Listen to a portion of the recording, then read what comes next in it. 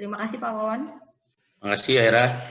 Assalamualaikum warahmatullahi wabarakatuh. Salam sejahtera buat kita semua. Selamat pagi Bapak-bapak, Ibu-ibu dari BUMN, anak BUMN dan afiliasi.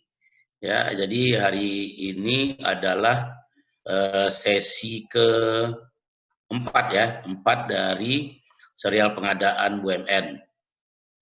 Kali ini topiknya adalah aplikasi kerajil matrik pada pengadaan barang jasa BUMN. Yang kebetulan materi ini saya agak luaskan sedikit terkait dengan teori supply manajemennya. Karena banyak sekali orang yang tidak memahami kerajil matrik ini dan bagaimana penerapan supply manajemen teori tersebut. Karena banyak yang salah kaprah, supply manajemen teori adalah sama dengan supply chain management. Padahal itu dua hal yang sangat berbeda ya. Jadi nanti kita akan elaborasi lebih lanjut ya perbedaannya di mana dan kenapa supply manajemen ini penting bagi orang pengadaan. Ya karena supply manajemen adalah apa yang disampaikan oleh Peter Krajcik sebagai teorinya di dalam tulisan sebanyak 15 halaman di Harvard Business Review di tahun 1983. Ya, jadi ini bukan sebuah buku, tapi cuma sebuah tulisan ilmiah yang jumlahnya tidak banyak, sehingga berdasarkan 15 halaman tersebut berkembanglah teori-teori supply manajemen di berbagai belahan dunia. Baik, nah kali ini kita coba melihat ya apa saja yang menjadi dasar dari teorinya si kerajil matrik ini. Jadi Peter Krajcik, kalau saya cerita sedikit, dia ini adalah mantan direktur ya McKinsey & Company, ya, sebuah perusahaan konsultan ya di bidang keuangan yang cukup terkenal di dunia, di mana dia ini adalah direktur McKinsey cabang Jerman di Düsseldorf. Pada tahun 1983 itu dia menulis sebuah konsep sederhana ya, dan konsep ini kemudian berkembang di berbagai belahan dunia. Tulisannya itu berjudul Purchasing Must Become Supply Management. Itu bisa Anda baca summary dari tulisan itu di buku karangan saya yang berjudul Best Value for Money pengadaan barang jasa BUMN ya. Situ ada satu bab khusus yang membahas tentang kerajil matrik ini dan seperti apa konsep dari si Krajcik ini. Nah, Krajcik ini dalam tulisannya itu menggunakan dua dimensi pendekatan dalam melihat atau melaksanakan praktek pengadaan. Yang pertama yang dilihat itu adalah dampak strategisnya, dan yang kedua adalah supply risk atau risiko pasokan. Jadi dari dampak strategik dan supply risk ini, maka si Krajcik ini membuat matrik ya akan jenis barang-barang yang dibutuhkan dalam pengadaan barang jasa di berbagai instansi pemerintah maupun swasta. Barang yang pertama itu adalah non-critical. Nanti kita akan elaborasi lebih lanjut apa yang dimaksud dengan atau ciri-ciri barang non-critical. Yang kemudian leverage, ya. Yang ketiga itu bottleneck dan yang keempat strategik. Jadi kalau Anda membaca matrik ini, maka membacanya harus berdasarkan petunjuk yang ada di samping kiri dan di bawah. Kalau non-critical berarti kalau di sini ada titik nol, maka supply-nya ini risikonya kecil, ya. Dan dampaknya strategis baik pada keuangan, keterpenuhan kebutuhan perusahaan, ya operasional perusahaan itu juga kecil. Ya. Nah, yang tertinggi itu ada di barang strategik. Strategik ini risiko supply-nya tinggi, ya. Sedangkan dampak strategisnya juga tinggi. Jadi membacanya adalah kalau non-critical supply risk-nya rendah, strategic impact-nya rendah, leverage ini strategic impact-nya tinggi, ya. Tapi supply risk-nya rendah, bottleneck ini supply risk-nya rendah, strategiknya tinggi ya, maaf tinggi, tapi strategic impact-nya rendah. Sedangkan yang strategik impact-nya tinggi, supply risk-nya juga tinggi. Jadi keempat kategori yang berbeda ini oleh Peter Krajcik ini, ya, dia sengaja membuat kategori yang berbeda-beda ini dan menggunakan strategi yang berbeda ketika melaksanakan pengadaan barang jasa, ya. Dan pembagian kategorinya ini adalah untuk meminimalisir risiko dan memaksimalkan daya beli. Jadi kalau kita lihat dari teori Peter Krajcik ini, apabila Anda di bagian pengadaan bisa menerapkan teori ini dengan baik, maka Anda bisa meminimalisir risiko dan memaksimalkan daya beli. Artinya daya tawar Anda terhadap barang dan jasa itu menjadi lebih baik, ya. Karena itu bisa menghasilkan efisiensi pada anggaran yang pada ujungnya akan meningkatkan profitabilitas dari perusahaan setiap tahun. Sudah banyak perusahaan-perusahaan di dunia yang melaksanakan atau menerapkan teori Peter Krajcik ini, ya, di mana dengan penetapan strategi yang sesuai, maka barang jasa perusahaan itu dapat berpindah-pindah kategorinya sesuai dengan keinginan kita sebagai insan pengadaan. Nah, ini sedikit mengenai teori Peter Krajcik, mengenai matriknya sendiri nanti kita akan bahas lebih lanjut dalam slide berikutnya. Nah, karena si Krajcik ini bicara tentang supply management, ya ingat ya, supply management, bukan supply chain management. Jadi kalau kita bicara definisi, supply management itu adalah ya mengacu kepada tindakan, ya, untuk melakukan identifikasi, memperoleh, dan mengelola sumber daya dan pemasok yang penting bagi operasi organisasi atau kegiatan organisasi. Jadi ini kalau kita lihat, dimulai dari tindakan mengidentifikasi. Nanti kita cocokkan dengan alur pengadaan barang jasa di Indonesia, apakah definisi supply management ini cocok atau tidak dengan alur pengadaan barang jasa. Nah, juga dikenal sebagai pengadaan, ya, manajemen persediaan ini mencakup pembelian barang fisik, informasi, layanan, dan sumber daya lainnya yang diperlukan, ya, yang memungkinkan perusahaan untuk terus beroperasi dan berkembang. Jadi inilah definisi dari supply management atau manajemen pasokan atau manajemen persediaan, ya. Nanti kita akan banyak menggunakan istilah manajemen pasokan karena supply adalah pasokan, ya, barang atau jasa, manajemen adalah pengelolaan.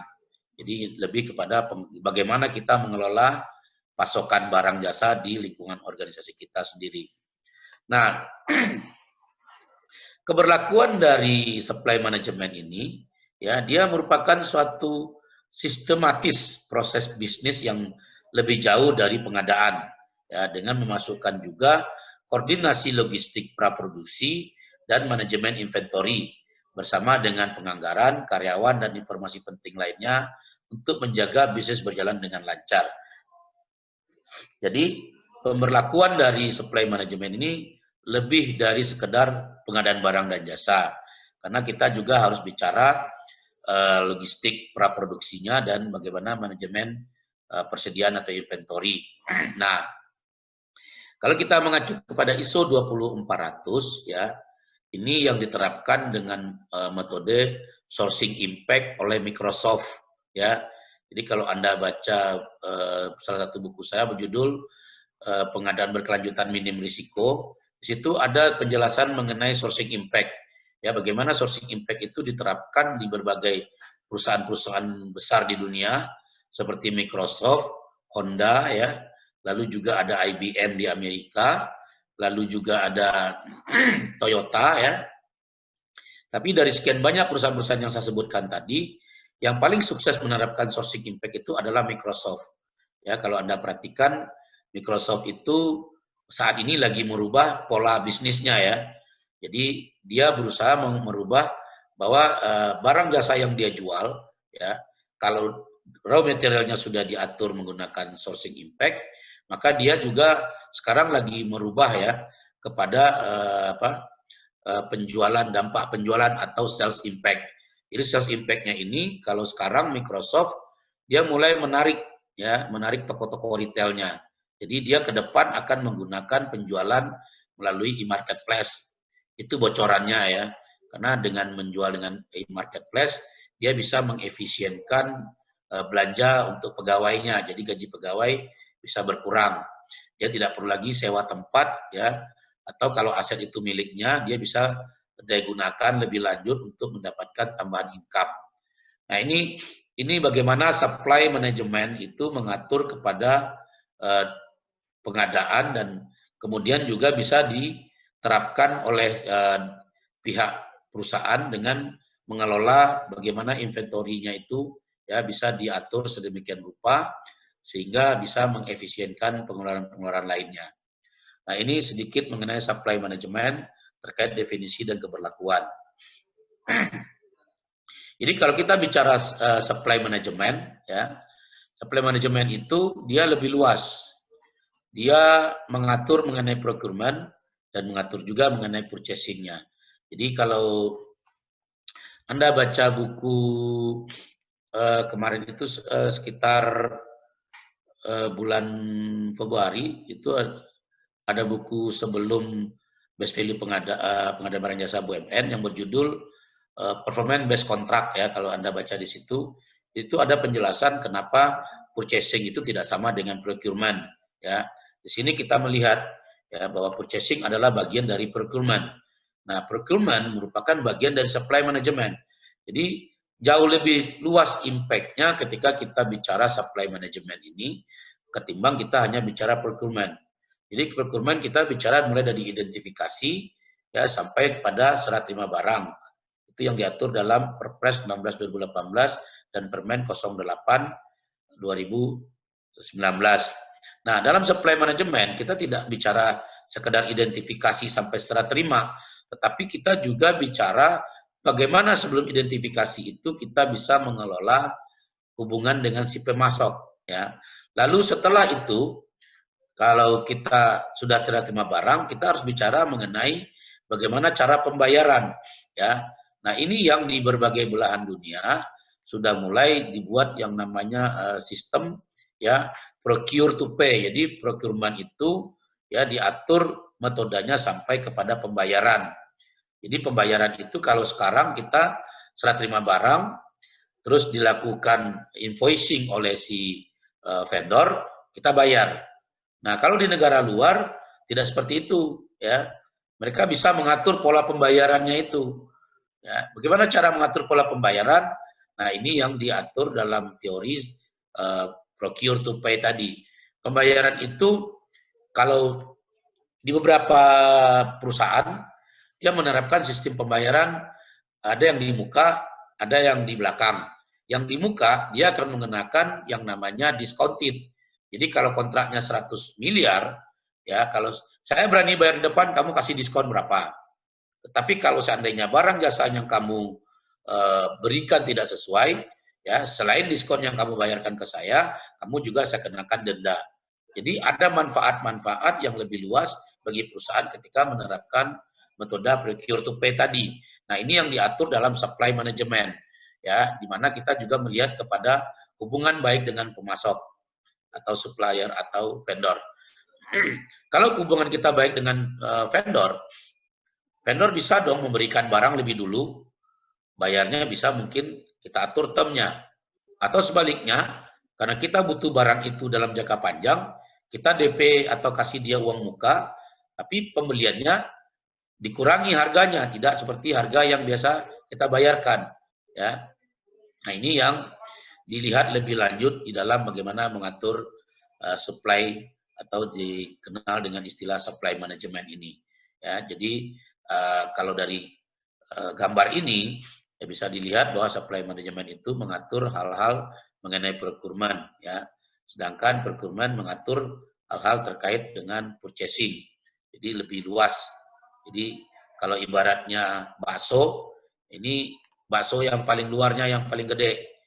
Ya biasanya bakso itu kan beranaknya satu. Nah, ini beranaknya dua ya. Di dalamnya ada procurement, anak dari procurement itu adalah purchasing. Baik, kita lihat tujuan dari supply management ini dan bagaimana pengawasannya. Nah, tujuan dari pelaksanaan supply management ini adalah seperti tadi saya sampaikan, kita bisa melakukan pengendalian biaya. Jadi biaya yang bisa kita kendalikan, kita juga bisa mengalokasikan sumber daya yang efisien. Ya. Lalu di sini juga ada manajemen risiko. Karena tadi kita sudah bicara kalau saya bayar di depan, nah ada risiko-risiko yang harus kita mitigasi. Salah satu mitigasinya adalah dengan mengenakan denda tadi. Dan pengumpulan informasi yang efektif untuk digunakan dalam keputusan bisnis.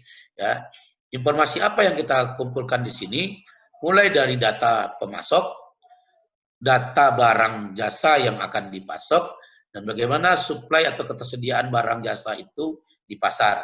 Ini penting. Ya, salah satu kelemahan Indonesia adalah kita kurang menerapkan supply management. Yang banyak diterapkan di Indonesia adalah supply chain management. Ya, akibatnya apa? Ketika terjadi corona kemarin, instansi pemerintah itu banyak bingung. Ya, beli barang harganya mahal. Ya wajar harganya mahal karena Anda tidak melakukan hubungan yang baik atau mengelola hubungan yang baik dengan vendor. BUMN juga begitu. Ada sebagian BUMN yang bingung. Ya karena mereka tidak membuat sistem vendor management system yang baik. Jadi vendor management system itu merupakan salah satu aplikasi dari supply management. Tujuannya apa? Kalau Anda sudah punya vendor, daftar vendor di sistem Anda, maka ketika terjadi keadaan darurat, Anda bisa melakukan penunjukan langsung atau pembelian langsung atau pengadaan langsung dengan menghubungi vendor-vendor yang sudah memiliki track record yang baik tadi. Ya, itu salah satu alasannya kenapa dalam supply management perlu ada vendor management system. Ya. Nah, kemudian dalam pengawasan. Nah, dalam pengawasan ya, pengawasan dan manajemen pemasok dan kontribusinya dalam operasi perusahaan itu menjadi hal yang sangat penting. Siapa yang mengawasi? Nah, itu pertanyaannya kan. Nah, ada beberapa BUMN yang saya temukan di mana mereka itu membuat yang namanya komite pengadaan barang jasa. Yang tujuannya itu antara lain untuk memberikan persetujuan ya atau memberikan semacam review apabila perusahaan mau melakukan pengadaan barang jasa yang nilainya atau sifat belanjanya itu adalah strategis dan substansial. Jadi ada belanja-belanja tertentu di mana diperlukan pendapat dari komite itu baik terhadap keterpenuhan aturannya sendiri atau compliance-nya atau terkait dengan metode pembelian barang jasanya sendiri. Nah, karena memang dalam prakteknya banyak sekali insan pengadaan itu yang bingung ketika memilih metode. Metode apa yang tepat untuk pengadaan barang dan jasa? Nah, jadi kalau Anda memahami bagaimana supply management dan kemudian dikaitkan dengan teori si Kraljic ini, maka Anda akan lebih gampang ya untuk memahami bagaimana caranya memilih penyedia barang dan jasa dengan menggunakan metode yang tepat. Sehingga penggunaan metode yang tepat tadi akan bisa membuat Anda mengendalikan biaya. Jadi belanjanya itu bisa di bawah anggaran atau di bawah HPS ya, yang otomatis itu akan membuat munculnya efisiensi pada penggunaan anggaran pengadaan di BUMN sendiri gitu. Nah, ini yang kita lihat dalam supply management terkait dengan tujuan dan pengawasannya. Nah, personel manajemen persediaan ya atau kita kenal dengan istilah insan pengadaan itu bertanggung jawab untuk 4 hal yang perlu dilaksanakan dalam supply management. Ya, tanggung jawab pertama itu adalah melakukan identifikasi terhadap sumber, ya, identifikasi terhadap kebutuhan, identifikasi terhadap penyedianya sendiri atau vendor, kemudian melakukan negosiasi, ya. Jadi identifikasi sumber, negosiasi dan pengadaan barang jasa yang penting untuk operasional perusahaan. Ini adalah tugas dari orang pengadaan yang pertama kali. Jadi yang melakukan identifikasi adalah orang pengadaan. Orang pengadaan itu siapa? Apakah itu bagian pengadaan? Tidak. Bagian pengadaan sudah jelas merupakan orang pengadaan. Tapi orang pengadaan yang dimaksud di sini adalah orang-orang yang bertugas melakukan pembelian barang dan jasa termasuk di lingkungan unit kerja. Itu yang disebut dengan istilah pejabat pengadaan. Ya. Jadi dia yang bertugas melakukan identifikasi. Identifikasi ini harus dibuat setiap tahun yang kemudian dituangkan dalam bentuk rencana umum pengadaan. Jadi belanja barang jasa itu tidak on the spot, tidak just in time. Ya, itu kalau yang dilakukan seperti tadi just in time, on the spot, Kalau on the spot oke, tidak ada masalah karena itu terkait kebutuhan di lapangan. Tapi kalau just in time itu namanya manajemen pengadaan kodok.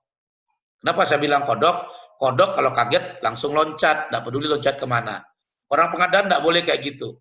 Salah-salah loncat, Anda masuk jurang, Anda yang tanggung jawab risikonya. Ini yang perlu diperhatikan. Itulah kenapa gunanya perlu ada yang namanya rencana umum pengadaan. Belanja itu harus sistematis dari perencanaan sampai dengan pembayarannya. Tidak boleh tiba-tiba Anda buat rencana begitu saja. Ya, itu yang disebut dengan istilah manajemen pengadaan kodok. Karena kodok itu kalau kaget loncat dia tidak peduli. Ya, itu yang menyebabkan banyak orang pengadaan itu ditahan sama KPK. Karena dia tidak membuat perencanaan pengadaan, tiba-tiba belanja. Ya, anggarannya kemudian dari mana? Itu pertanyaannya kan. Nah, kebanyakan BUMN melakukan shifting anggaran. Ya, shifting anggaran itu dibolehkan, bukan hal yang haram. Tapi kalau keseringan melakukan shifting anggaran, artinya Anda tidak bisa membuat perencanaan yang matang.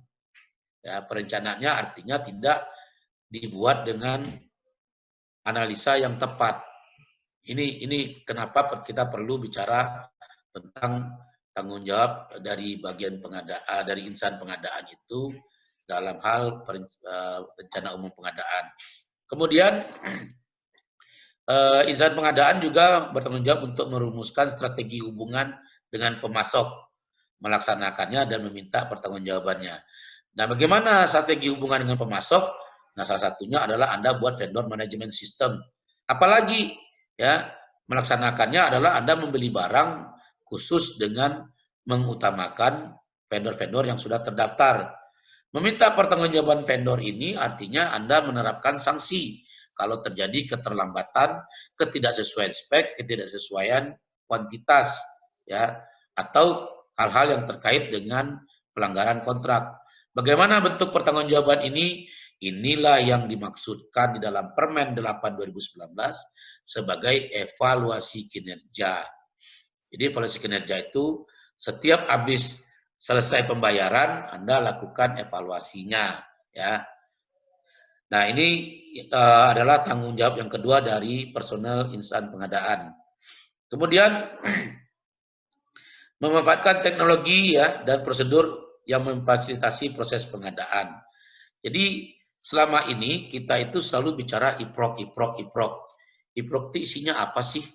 Ya, dalam beberapa identifikasi terhadap metode atau teknik pengadaan di beberapa BUMN yang pernah saya menjadi konsultannya, saya memperhatikan mereka itu IPROK itu isinya cuma daftar vendor.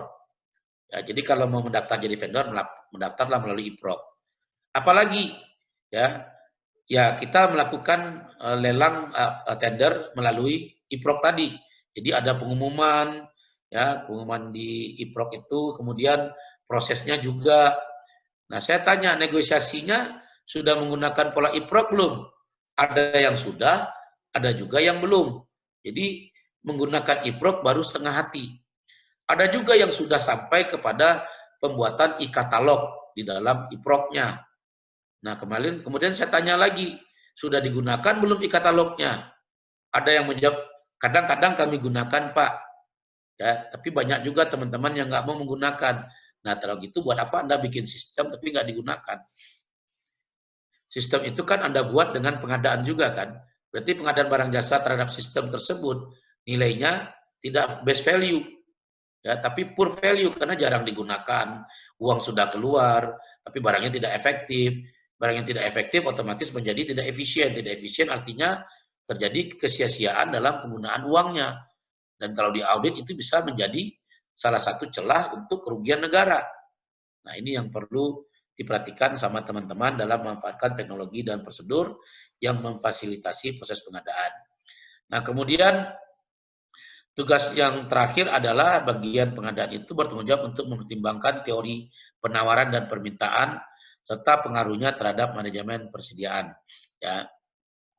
Nah, jadi teori penawaran dan permintaan ini perlu ya, supply and demand. Ya. Kenapa? Karena supply and demand itulah yang akan nanti menjadi pertimbangan Anda ketika Anda melakukan metode pemilihan penyedia barang dan jasa. Nah, ini yang dalam teori supply manajemennya Kraljic menjadi sangat penting. Ini yang nanti kita lihat bagaimana aplikasinya dalam menerapkan pengadaan barang jasa di BUMN sesuai dengan Permen 08 2019 dan Kraljic matriknya sendiri. Nah, dalam supply management, faktor yang sangat mempengaruhi itu ada 5 faktor. Yang pertama adalah faktor pemasok. Jadi Anda harus memahami karakter pemasok. Ya, karakter apa saja, bukan hanya karakter orangnya, tapi juga karakter bisnisnya. Ya, ada satu kasus di mana saya temukan pemasok itu ngotot tidak mau nurunin harga. Padahal diundang untuk negosiasi. Namanya saja negosiasi harga. Sudah pasti yang dinegosiasi harganya. Misalnya dia nawar 10 juta, ya kita tawar dong.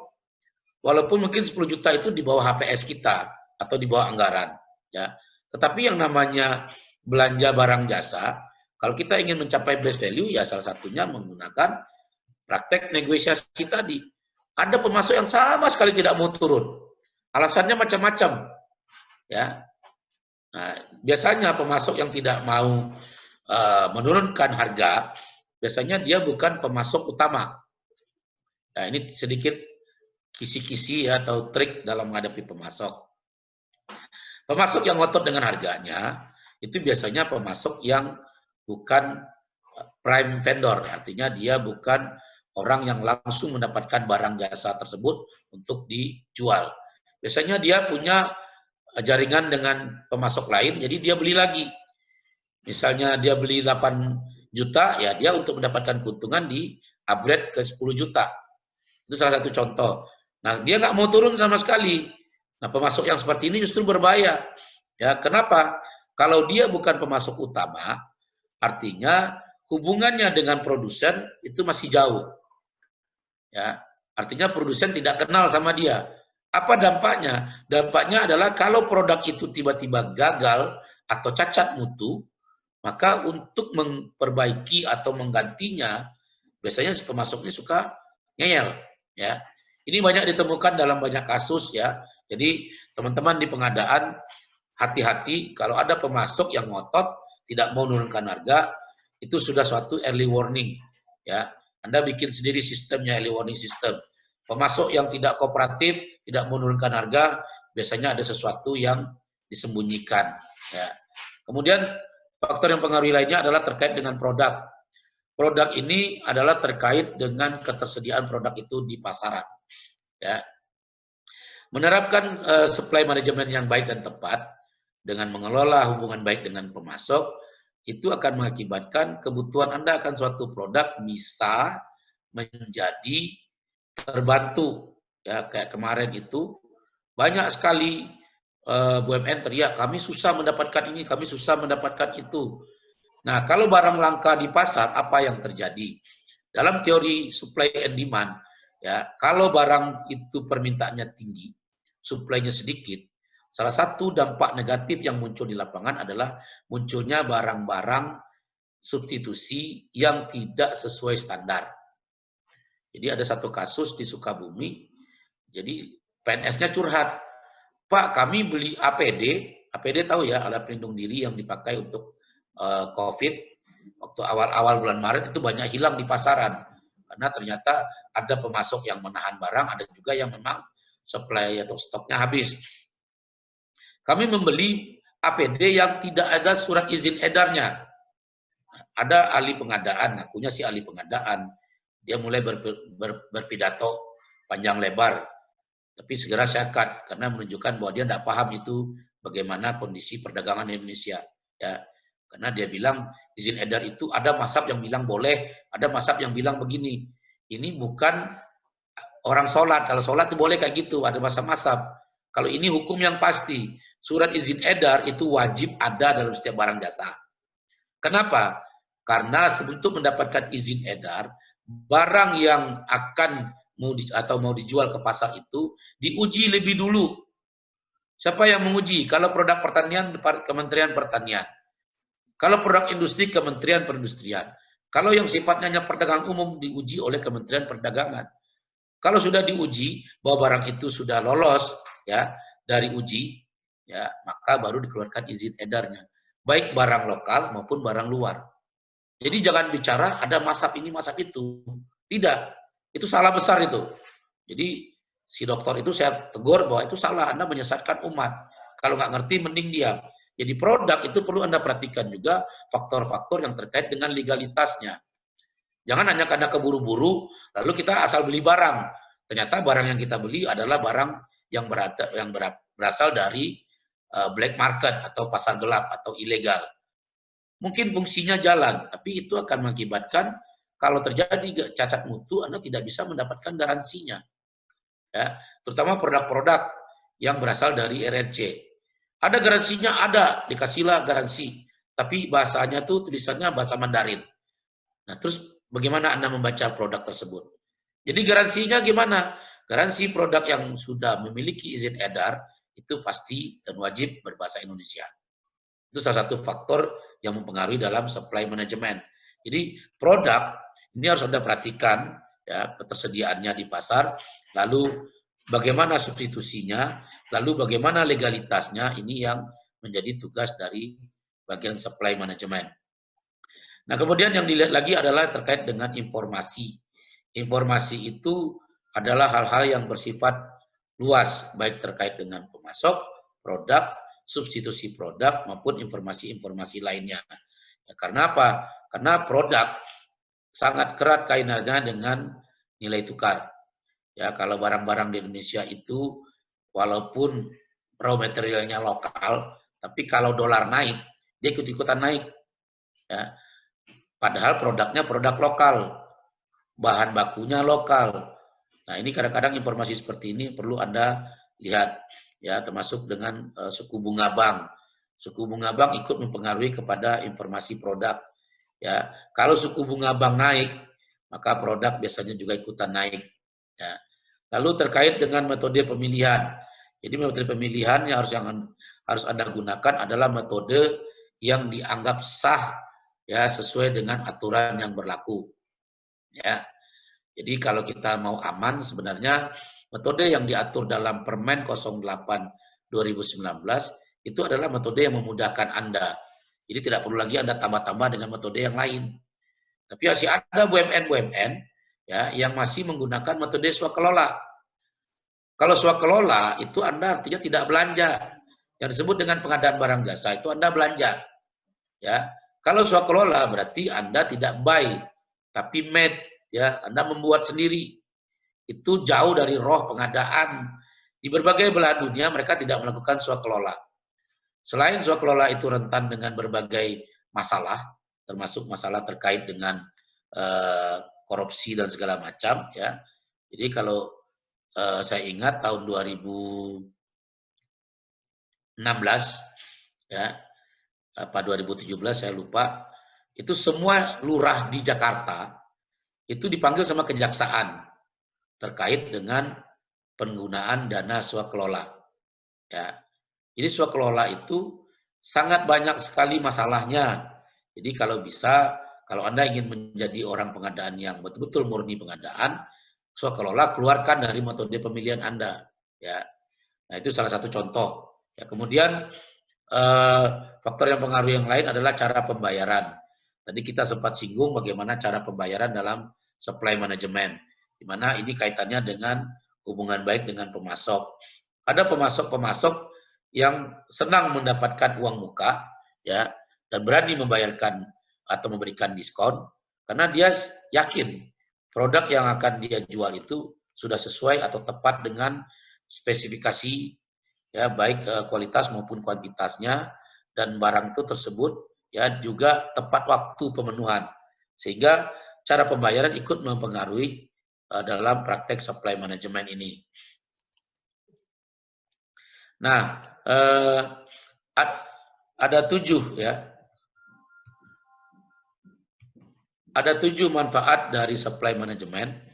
Yang pertama itu adalah penerapan supply management ini, ya, ini dapat disesuaikan secara dinamis dengan ekonomi yang berfluktuasi, kondisi pasar dan siklus hidup produk, sehingga akan mendapatkan tingkat efisiensi yang tinggi. Jadi kalau Anda menerapkan sistem manajemen pasokan atau supply management ini, Anda bisa mendapatkan tingkat efisiensi yang tinggi. Kemudian ada efek lainnya berupa pengurangan biaya. Jadi kalau Anda menerapkan supply management dengan baik, maka Anda bisa menurunkan biaya di berbagai bidang, ya, dan meningkatkan daya tanggap sistem BUMN terhadap persyaratan pengadaan. Jadi Anda bisa mengefisienkan biaya pengadaannya sendiri. Nah, ini salah satu manfaat dari supply management. Kemudian meningkatkan output. Ya, salah satu manfaat utama manajemen pasokan adalah peningkatan komunikasi dengan pemasok, yang ujung-ujungnya nanti akan meningkatkan output dari pengadaan itu sendiri. Jadi ada beberapa BUMN yang setiap tahun itu malah membuat yang namanya vendor award, ya. Jadi memberikan semacam penghargaan kepada pemasok atau vendornya, di mana mereka itu dinilai memiliki value yang tinggi dalam hubungan dengan si BUMN. Nah, ini penting karena penghargaan terhadap vendor itu selain kita memberikan penghargaan, kita juga meminta masukan-masukan kira-kira apa saja yang perlu diperbaiki dalam proses pengadaan barang dan jasa. Nah, yang paling banyak mendapatkan skor adalah terkait dengan masalah pembayaran. Ya, itu sering sekali saya temukan kalau saya diminta untuk memberikan kuliah dalam vendor award tersebut. Akhir tahun kemarin ada satu BUMN yang juga mengumpulkan vendornya. Nah, saya membicara tentang vendor risk management. Jadi hubungan dengan vendor itu juga harus dikelola risikonya. Karena hubungan yang baik, ya, sering salah kaprah, ya. Banyak sekali hubungan yang baik itu disalah kaprahkan sehingga menghasilkan hubungan non muhrim, ya. Kalau hubungan non muhrim berarti hubungan yang haram, ya. Nah, ini yang perlu diperhatikan. Jadi orang pengadaan itu paling sering mendapat godaan dari vendor, ya. Apalagi kalau vendornya itu, ya, udah tahu orang pengadaannya ibu-ibu dikasih cowok ganteng, kalau bapak-bapak dikasih cewek cakep gitu, ya. Nah, lama-lama kan serba nggak enak, apalagi cewek cakep atau cowok gantengnya itu orangnya ramah gitu, ya. Maksudnya rajin menjamah, kalau ngobrol megang-megang tangan, lama-lama baper kan. Nah, ini yang bahaya gitu loh, ya. Ini akan menimbulkan hubungan yang tidak baik. Mulai dari japri-japrian di WA, ya, terus kemudian video callan, kopi darat, ngopi-ngopi, main golf. Nah, ini yang perlu dijaga. Kemudian yang keempat adalah meningkatkan tingkat keuntungan bisnis. Jadi kalau efek biaya sudah muncul, efisiensi tinggi, outputnya juga, maka tingkat keuntungan bisnisnya jadi tinggi. Artinya, salah satu cara untuk mendapatkan keuntungan bisnis yang tinggi, bukan hanya Anda memaksimalkan sales-nya atau pendapatan, tapi juga dengan menurunkan tingkat biaya di pengadaan. Ya, Microsoft adalah salah satu perusahaan di dunia yang patut kita jadikan contoh karena rata-rata belanjanya setiap tahun, ya, belanja pengadaan barang jasanya itu efisiensinya mencapai 20%. Artinya kalau dia punya budget 100 miliar, maka yang dia pakai untuk memenuhi semua pengadaannya itu, ya, semua program pengadaannya adalah 80 miliar. 20 miliarnya menjadi efisiensi. Ya, uangnya kemana? Uangnya kembali ke kas. Dan itu akan membantu meningkatkan keuntungan bisnis Anda. Jadi ini yang perlu diperhatikan. Kemudian tingkatkan kerjasama kerja. Ya. Jadi dalam supply management ini salah satu manfaat yang bisa didapat adalah komunikasi di antara berbagai bidang bisnis BUMN akan memungkinkan BUMN untuk memiliki akses yang lebih cepat ke status pemasok dan rencana pengadaan secara real time. Nah, komunikasi di antara bidang bisnis inilah yang bisa diperlihatkan lebih baik dalam e-proc Anda tadi. Anda punya sistem e-procurement. Namanya e-procurement, electronic procurement. Artinya semua metode sudah secara elektronik. Kalau sudah secara elektronik, event negosiasi pun Anda bisa melakukan dengan metode elektronik. Ya. Jangan hanya gara-gara corona Anda negosiasi pakai Zoom. Ya, harusnya tanpa corona pun negosiasi bisa dilakukan pakai Zoom. Ya, Zoom-nya direkam, nanti semua keputusan diambil. Ya, biaya yang dinegosiasikan bisa ditampilkan dalam slide ya, slide share di Zoom tersebut. Jadi itu yang memudahkan proses. Kalau pakai Zoom Anda bisa negosiasi cepat. Ya. Pengalaman saya negosiasi harga di salah satu BUMN sekitar sebulan yang lalu, ya kebetulan BUMN tersebut dia setelah Lebaran itu tetap jalan terus gitu ya. Jadi bukan bulan puasa pun tetap jalan karena dia di bidang pangan. Nah, negosiasinya cepat karena pakai Zoom kita nggak bertele-tele, nggak lama-lama, nggak pakai ramah tamah. Harga Bapak berapa? Kami maunya ini dikurangin, dapatnya segini. Kalau Bapak setuju, mari kita sepakat. Ya, nanti kesepakatan tersebut dikirimkan kepada vendor dengan menggunakan aplikasi DocuSign. Ya, jadi tanda tangan cukup digital. Jadi menerapkan e-prok artinya Anda harus masuk kepada sistem digital.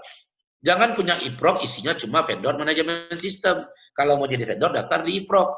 Itu sebenarnya pekerjaan yang sia-sia gitu ya. Biayanya mahal tapi fungsinya sedikit.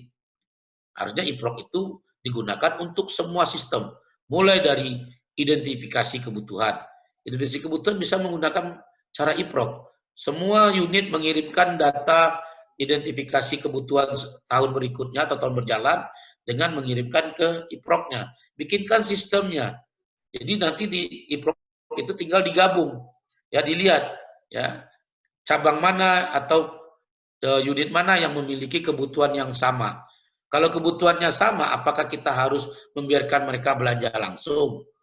Ya, karena belanja langsung, Anda belanja menggunakan harga pasar. Ya, artinya ruang untuk bernegosiasi menjadi sempit atau sedikit. Kenapa pengadaan langsungnya tidak dirubah menjadi metode tender terbatas? Atau lebih baik lagi menjadi tender umum.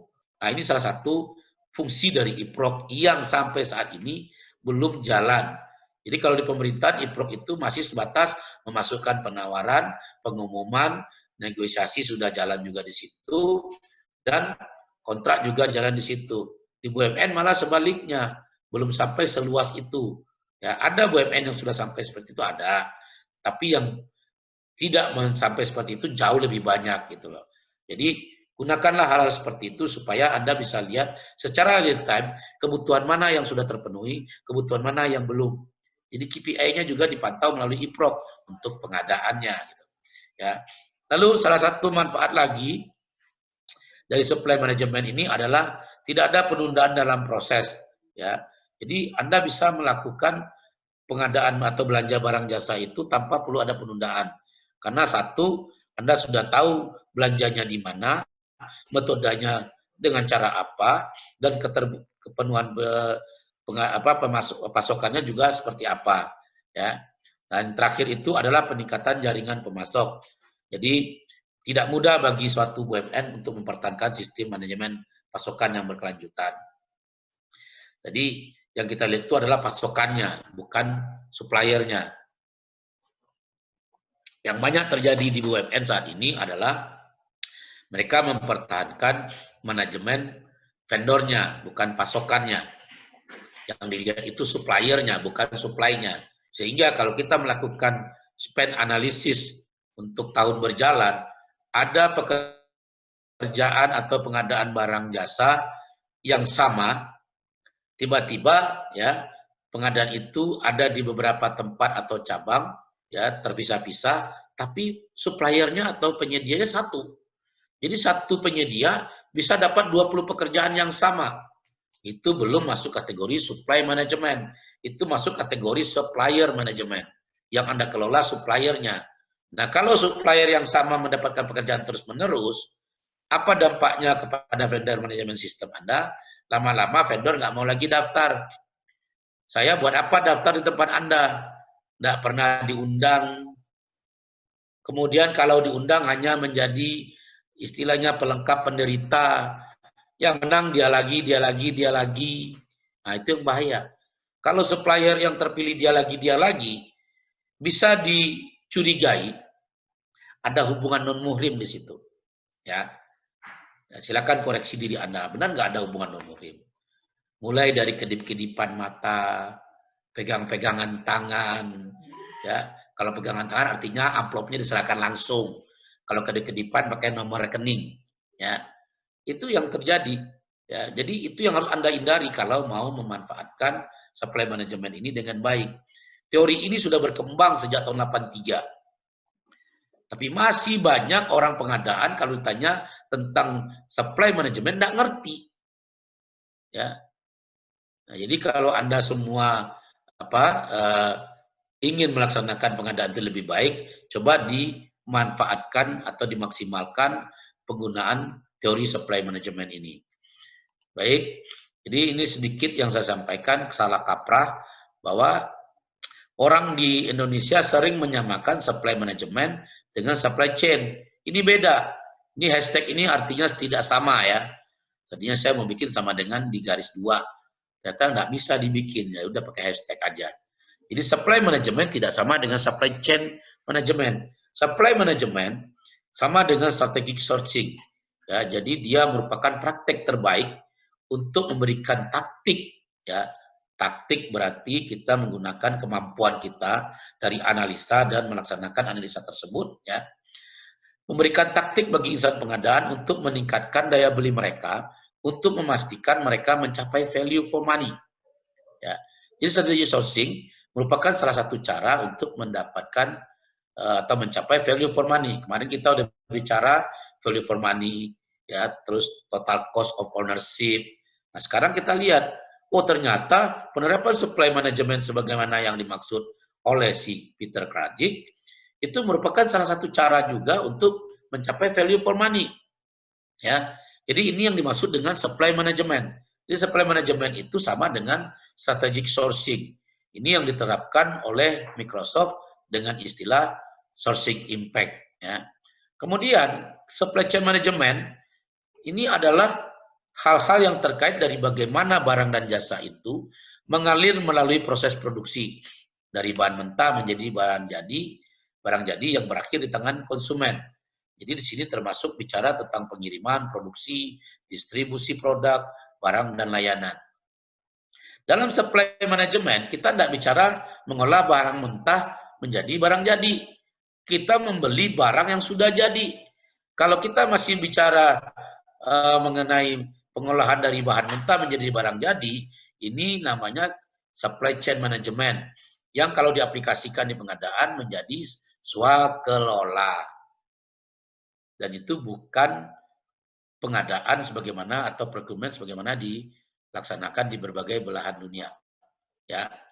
Jadi kalau Anda masih swakelola, oke, berarti Anda menerapkan yang namanya supply chain management, belum menerapkan supply management. Ya. Nah, ini perbedaan sedikit antara supply management dengan supply chain management. Di Indonesia ada organisasi supply chain management. Namanya Indonesia Supply Chain Management, ISCM.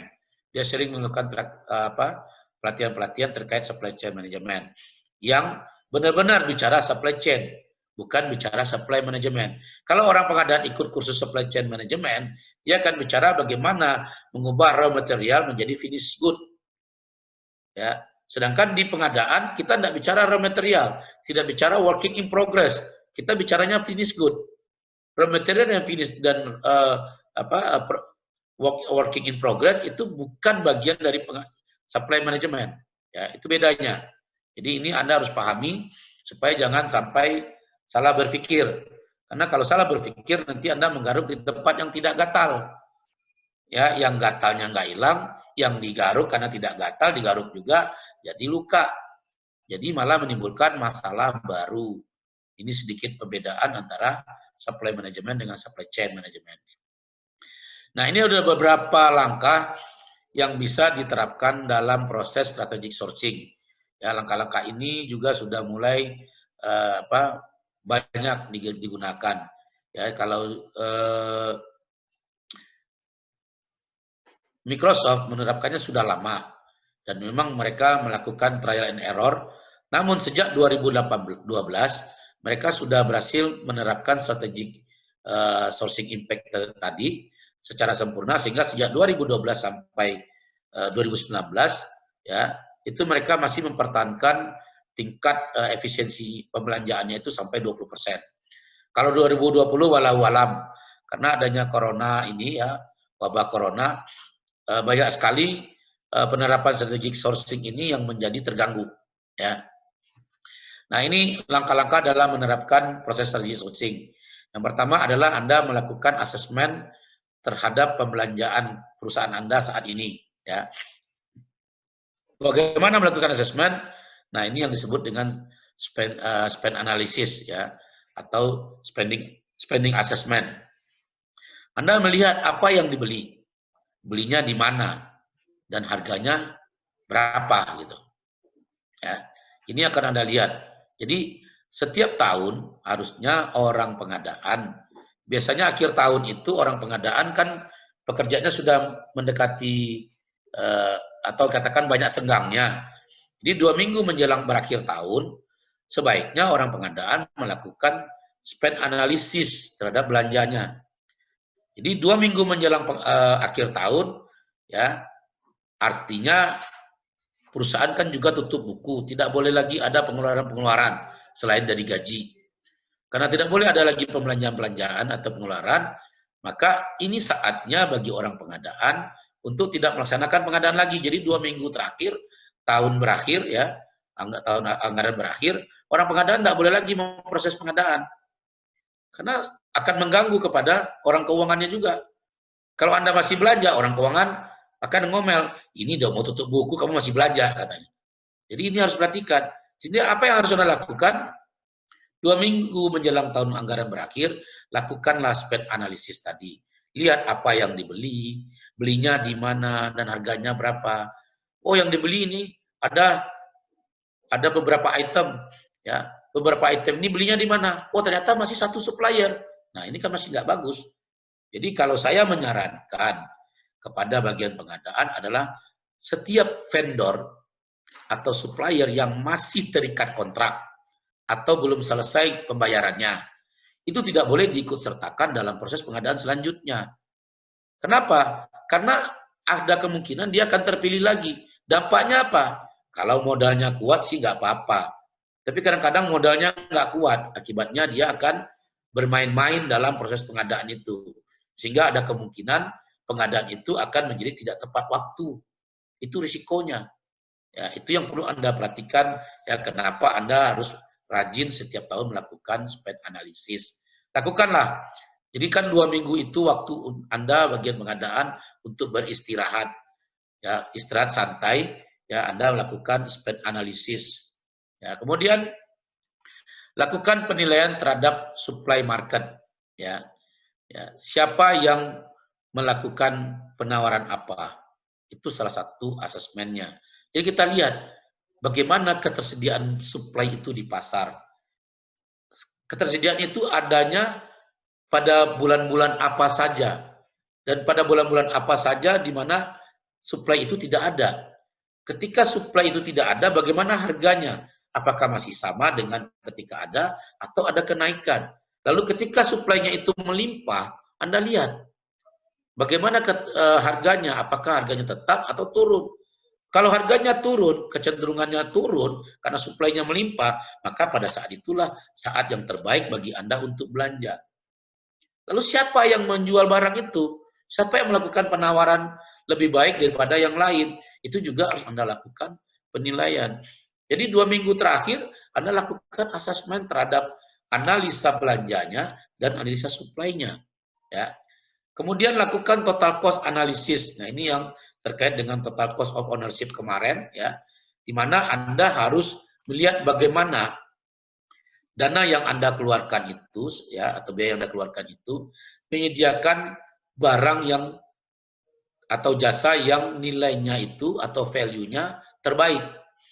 Jadi kita tidak lihat lagi harganya tinggi atau rendah, tapi kita lihat bagaimana biaya yang kita keluarkan itu bisa menghasilkan barang atau jasa yang value-nya bagus atau lebih baik. Ya. Beli barang, bisa saja Anda beli barang murah, tapi ternyata life cycle-nya rendah. Kalau life cycle-nya rendah, otomatis harganya sebenarnya value-nya tinggi, value-nya itu jelek gitu loh, ya. Tidak efisien karena Anda harus belanja terus. Nah, ini salah satu metode yang digunakan dalam strategic sourcing. Gunakanlah analisa total cost tadi sebelum Anda belanja. Ya, Anda mau beli mobil, ya, Anda mau beli mobil kan ada speknya. Ya, speknya seperti apa? Nah, spek itu yang Anda bandingkan. Oh, saya mau beli mobil cc-nya 2000. Oke, ada berapa cc 2000 untuk level katakanlah minibus? Oh, ada Innova. Ada apalagi ini selain Innova ini ada yang expander misalnya. Atau ada lagi misalnya Nissan atau yang lain. Nah, lakukan total cost analysis dulu untuk melihat yang mana yang akan kita pilih. Jadi beli barang itu jangan beli merek. Ya, kalau Anda beli merek, maka total cost analysis tidak berlaku. Jadi kalau Anda beli barang, lakukan total cost untuk melihat value-nya mana yang lebih baik. Ya. Nah, itu langkah yang ketiga. Langkah yang keempat adalah Anda melakukan identifikasi terhadap supplier-supplier atau vendor-vendor yang sudah ada atau sudah cocok dengan Anda.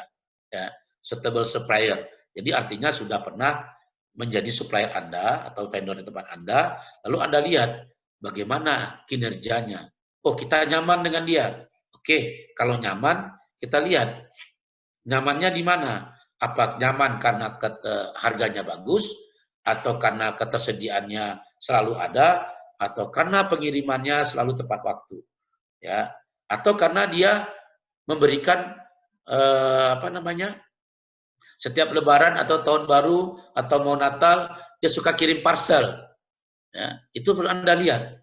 Kalau suka kirim parcel berarti itu bukan vendor yang baik. Karena yang namanya gratifikasi, ya, Rp1 saja Anda terima itu sudah gratifikasi. Pulpen saja Anda terima itu sudah gratifikasi. Ya, jadi kalau Anda misalnya terima ballpoint, oh ini kan cuma ballpoint Pak, harga cuma 1000. Ya tetap aja, kalau itu dasarnya karena ada hubungan timbal balik, maka itu gratifikasi. Ya, semua gratifikasi berawal dari hal-hal kecil, mulai dari pemberian hadiah, voucher, lama-lama sampai kepada uang. Ada juga yang minta dibelikan mobil. Jadi ini yang perlu Anda perhatikan ya. Jadi identifikasilah supplier-supplier yang cocok dengan Anda. Kemudian yang kelima adalah Anda membangun strategi sourcing-nya atau strategi supply-nya. Di mana ini Anda akan memperhatikan di mana Anda membelanja, bagaimana pertimbangan terhadap demand dan supply-nya, ya, dan bagaimana meminimalisir risiko dan biaya. Ya, inilah ya. Jadi Anda bangun sendiri strategi sourcing-nya atau strategi terkait dengan pembeliannya. Ini Anda lihat sendiri, nanti bisa kita elaborasi dari Krajel Matrix ya, bagaimana membangun strategi sourcing-nya. Kemudian terapkan negosiasi dengan supplier. Ya, negosiasi dengan supplier ini penting. Ya, kita melihat bagaimana produknya, tingkatan servisnya atau pelayanan, harganya, terus jangkauan geografisnya ya. Jadi kalau barang itu dibeli tapi di luar jangkauan geografis, itu kan dampaknya adalah kepada mahalnya biaya pengiriman atau distribution cost atau transportation cost. Lalu kita lihat bagaimana cara pembayaran. Apakah pembayarannya lentur? Oke, kita bayar 3 hari. Anda invoice 3 hari paling lambat kami bayar. Tapi ada diskon ya. Nah, itu salah satu contoh ya. Nah, ini juga kalau standarnya sih pembayaran itu misalnya 40 hari. Tapi kalau Anda mau dibayar lebih cepat, boleh saja, tapi Anda harus kasih diskon pembelanjaan ke kita. Itu salah satu contoh ya. Kemudian kita harus melakukan implementasi terhadap struktur supply yang baru. Jadi dari upaya membangun strategic sourcing ini, maka Anda nanti harus menerapkan struktur supply yang baru. Bagaimana struktur supply yang baru? Nah, ini kaitannya nanti bukan hanya dari hasil analisis dari pembelanjaan atau spend analysis, bukan hanya bicara assessment supply market, tapi juga melihat bagaimana kita membangun strategi sourcingnya. Ya, misalnya kita di sini kita mau beli cepat yang gampang itu adalah ini vendornya tersedia untuk daerah A ini, daerah B ini. Nah kemudian apa yang kita terapkan lagi? Nah di banyak daerah atau di banyak perusahaan di berbagai belahan dunia, mereka menerapkan struktur new supply itu terkait dengan discounted ya. Jadi kalau belanja di toko A, nah dia bisa kasih diskon berapa. Ini terkait dengan kebutuhan barang-barang yang kebutuhannya bersifat terus-menerus atau rutin, ya. Dan barang tersebut pemenuhannya juga kebutuhannya tidak banyak. Jadi implementasi dari struktur new supply ini salah satunya adalah kalau di Permen 08 2019 itu yang disebut dengan strategi pengadaan barang jasa jangka panjang. Jadi Anda bikinkan kontrak payungnya maksimal 3 tahun, jenis barangnya disebutkan di dalam kontrak, harganya juga disebutkan dalam kontrak jangka panjang. Lalu nanti sistem ordernya adalah call option. Jadi Anda tinggal kirimkan PO, dikirim berdasarkan PO tadi, nanti dia akan invoice ke kita. Nanti disebutkan dalam kontrak jangka panjang tadi atau kontrak payung tadi, berapa diskonnya. Misalnya belanja di bawah 10 juta, itu tidak ada diskon. Di atas 10 juta sampai 1 miliar, diskon misalnya 1%. Di atas 1 miliar sampai dengan 5 miliar, diskon 2%. Nah itu kan adalah struktur supply yang baru. Itu bisa Anda terapkan. Oh ribet Pak Wan, memang ribet. Karena Microsoft sendiri membangun strategic sourcing-nya sendiri itu 5 tahun. Itu baru jalan sempurna. Ya, apalagi BUMN yang belum menerapkan strategic sourcing. Bisa cepat? Bisa. Syaratnya cuma satu, Anda harus bertangan besi. Ada penolakan? Wajar ada penolakan. Karena setiap perubahan pasti ada rejection-nya, pasti ada resistensinya. Ya, itu adalah risiko dari setiap perubahan. Jadi dalam setiap perubahan risikonya adalah ada penolakan, ada resistensi, ya, ada ketidaksukaan, dan ada yang tidak mau melaksanakan. Itu risikonya. Tapi kalau Anda sudah terapkan, mau tak mau, semua harus ikut. Bagaimana cara mengimplementasikannya? Masukkan dalam SOP Anda strategi sourcing ini. Ya. Kemudian yang terakhir itu dalam menerapkan strategi sourcing adalah Anda melakukan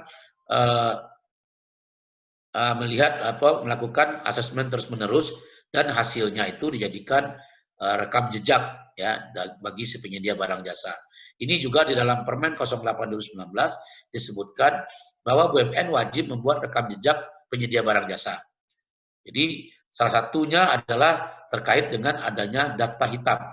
Jadi kalau saya biasanya membuatkan track result ini dalam 4 warna, hijau, kuning, merah, hitam. Ya. Jadi kalau hijau artinya dia bisa dipakai terus-menerus karena track rekodnya bagus, ya dia tidak pernah melakukan pelanggaran. Kalau kuning, dia melakukan pelanggaran tapi tidak signifikan.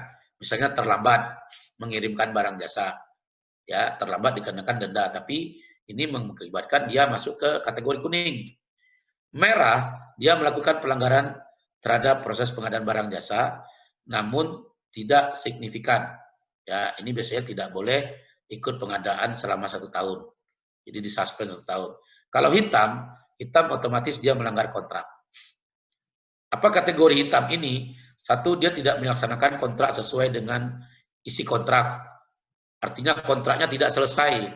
Kalau pekerjaan itu selesai 100%, dia hanya menyelesaikan 30, 40, 50, 90. Ya, itu langsung masuk daftar hitam. Daftar hitam tidak boleh 2 tahun menjadi penyedia barang jasa di lingkungan BUMN dan harus dimasukkan dalam daftar hitam di Kementerian BUMN. Sehingga BUMN lain bisa tahu bahwa penyedia ini ternyata masuk kategori daftar hitam. Ini adalah langkah-langkah dari strategi sourcing ya yang bisa diterapkan dalam di BUMN sebagai upaya untuk menciptakan supply management yang baik. Dan sebagian dari langkah-langkah strategi sourcing ini sudah diadopsi di dalam Permen 08 tahun 2019 tadi. Kayak total cost itu sudah diadopsi. Ya. Lalu track record dan asesmen terhadap vendor juga sudah diterapkan, ada di dalam situ dan tinggal Anda adopsi dalam SOP Anda untuk dilaksanakan. Nah, sekarang kita lihat faktor yang diatur dalam Kerajil Matrik. Jadi Kerajil Matrik itu dari yang 4 tadi, ya, faktornya kalau Anda perhatikan cuma 3. Satu terkait dengan pemasok. Yang kedua terkait dengan ketersediaan produknya, ya, availability dari produk atau jasa. Kemudian yang ketiga adalah terkait dengan waktu pemenuhan. Jadi bagaimana Anda memenuhi barang jasa itu dengan cepat dan tepat, ya. Ini yang dilihat dalam sebagai faktor dari Kerajil Matrik. Nah, kita lihat non-critical item. Non-critical item itu adalah kategori untuk barang-barang yang jenisnya standar. Ya, standar itu artinya barang-barang tersebut ya dapat diganti atau ada substitusinya. Jumlah penyedianya juga banyak atau ada penyedia alternatif, ya. Kemudian nilai atau volume pembeliannya rendah atau biaya yang dikeluarkan untuk pembelian tidak tinggi atau rendah. Pembeliannya sering atau berulang-ulang atau rutin, ya. Volume pesanan dapat dipantau, artinya setiap tahun Anda bisa memperkirakan ya berapa kebutuhan barang jasa tersebut. Gambaran pasarnya juga bagus, artinya ketersediaan barang di pasar itu ya setiap saat barangnya ada. Dan barang itu tidak harganya tidak naik turun, ya cenderung stabil. Nah, jadi kemudian adanya perkiraan permintaan jangka pendek, ya. Kemudian tingkat persediaan kuantitas pesanan yang ekonomis, artinya kita tidak perlu numpuk barangnya banyak-banyak karena barangnya tersedia di pasar. Buat apa Anda tumpuk banyak-banyak? Ya, kalau tumpuk banyak-banyak malah nanti Anda harus membuat semacam manajemen inventory. Harusnya barang jasa itu tidak boleh dibuatkan manajemen inventorinya karena ini membahayakan, ya. Kalau Anda misalnya yang Anda tumpuk itu adalah inventory untuk atau yang sifatnya elektronik, nah itu kan bisa rusak dia, ya. Nah, ini yang harus diperhatikan. Jadi proses pembeliannya mudah dan efisien, merupakan kebutuhan yang bersifat rutin, ya. Target pembeliannya adalah mengefisienkan waktu dan atau biaya pembelian. Jadi inilah ciri-ciri barang-barang non-critical item. Jadi barang itu tidak kritikal, ya. Contohnya apa? Contohnya kertas, alat tulis kantor, ya, perlengkapan kantor, ya, itu salah satu contoh barang-barang yang sifatnya non-critical. Ini yang dia dalam Kerajil Matrik sebagai item yang pertama. Kemudian yang kedua adalah leverage item. Leverage item ini sama dengan non-critical, jenisnya standar, barangnya dapat diganti atau ada substitusinya, jumlah penyedianya banyak atau ada penyedia alternatif. Nah, cuma nilai atau volume pembeliannya besar atau biaya yang dikeluarkan untuk pembeliannya sangat tinggi, ya. Jadi barang ini dibeli dengan jumlah yang besar dan biayanya juga besar. Exploit daya belinya bisa dimaksimalkan. Jadi kalau kita mengeksploitasi daya beli, artinya posisi tawar kita di sini cukup tinggi, ya. Pelaksanaannya dilakukan dengan adanya pemilihan terhadap penyedia. Jadi kita melakukan pemilihan, ya, karena barang itu nilainya besar, penyedianya banyak, maka untuk memaksimalkan daya beli tadi kita lakukan pemilihan, ya. Yang dipilih siapa? Yaitu penyedia yang memberikan penawaran terbaik, ya. Terbaik itu bisa kategorinya terendah, bisa juga tidak terendah, tapi dia memiliki value-value tambahan. Misalnya dia memberikan jaminan atau adanya pemberian kalau untuk barang-barang elektronik spare part gratis dan segala macam. Nah, kemudian ada strategi atau negosiasi penetapan harga yang ditargetkan. Walaupun kita sudah memilih harga terendah atau terbaik dari penyedia, namun strategi pengadaan kita masih bisa kita terapkan dengan negosiasi, ya, sehingga harusnya di level item ini, ya, kita itu masih bisa melakukan negosiasi harga, ya. Ada yang tidak melakukan negosiasi harga, ada juga, tapi benar-benar yang dipilih adalah yang termurah. Nah, kalau yang dipilih tidak termurah, maka negosiasi harusnya ditargetkan, dilaksanakan, gitu, ya. Lalu dalam level item ini volume pesanan itu optimalkan, kita juga harus punya data pasar yang bagus ya. Data pasarnya terkait dengan ketersediaan barang, harga, penyedianya siapa saja ya. Kemudian adanya perencanaan permintaan jangka pendek hingga menengah. Jadi kebutuhan barang itu jangka pendek hingga menengah ya. Jadi kita di sini masih ada yang namanya manajemen inventory di sini ya. Data vendornya akurat dan mudah didapat. Kemudian adanya perkiraan harga atau biaya transportasi. Artinya di sini Anda sudah harus membuat yang namanya HPS. Ya, termasuk di dalam PS itu Anda perhitungkan biaya transportasinya. Nah, target pembeliannya di sini adalah untuk mengefisienkan biaya dan atau waktu pembelian. Ini dalam kategori barang leverage. Barang leverage itu contohnya tadi itu sama dengan barang non-critical item, tapi dia jumlahnya banyak ya. Sehingga kalau jumlah yang dibutuhkan banyak, eksploitasi daya belinya bisa dimaksimalkan. Kemudian kita lanjut yang ketiga, bottleneck item. Bottleneck item ini barang jasanya tidak standar. Ya, substitusinya juga susah atau sulit didapat. Jumlah penyedianya terbatas atau tidak ada penyedia alternatif. Barang jasanya penting secara strategis bagi perusahaan. Adanya jaminan volume, adanya kontrol dari vendor, adanya efek persediaan, adanya rencana cadangan, permintaannya dapat diperkirakan ya, dan ada data pasar yang sangat bagus. Adanya biaya persediaan dan rencana pemeliharaan. Target pembeliannya di sini adalah mengefisienkan biaya atau waktu pembelian. Nah, sini yang perlu Anda perhatikan, barang-barang apa yang tidak standar.